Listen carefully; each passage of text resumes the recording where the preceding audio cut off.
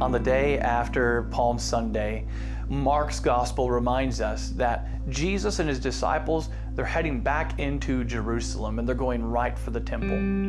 When Jesus gets in the temple, he begins to drive out those who would buy and sell goods. Now, many of us know this story and we're familiar with it. Jesus is upending tables, he's throwing chairs around, and he is very upset. Things are not the way they are supposed to be in the middle of the temple. And I know I have to wonder as I read this, and I'm sure everyone who was present in the temple at this time began to wonder, Jesus, why are you doing this?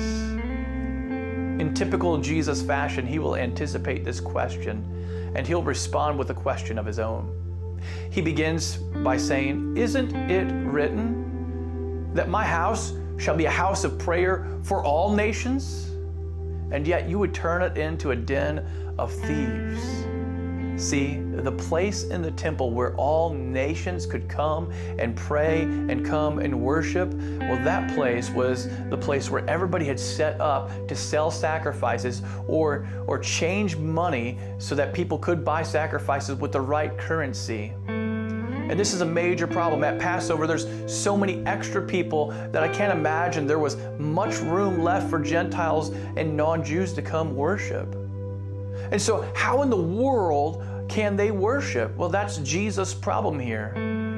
That these people, they had made this more about business and about other things rather than worship, rather than seeking after the Creator, rather than chasing God.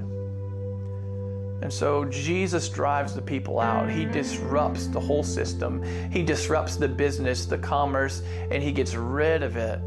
And it's all so that he can redirect people to worship the Lord well. Now, if you know the story, what you'll find is the scribes and the chief priests, they come and they hear about this disruption in the temple and they begin to be afraid. They're afraid because the crowd is hearing what Jesus is saying. They hear him and they're believing him. The crowd is now, their hearts are changing and they're no longer as loyal to the chief priests and that system of power they have set up in the temple. He's redirecting the hearts to God.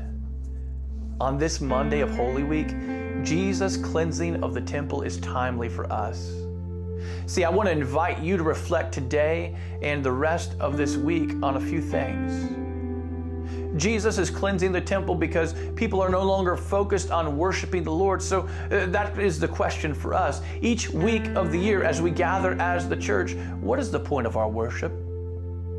How are we worshiping? Are we chasing after God? Is He the focal point of our worship? Or have we become distracted by other things?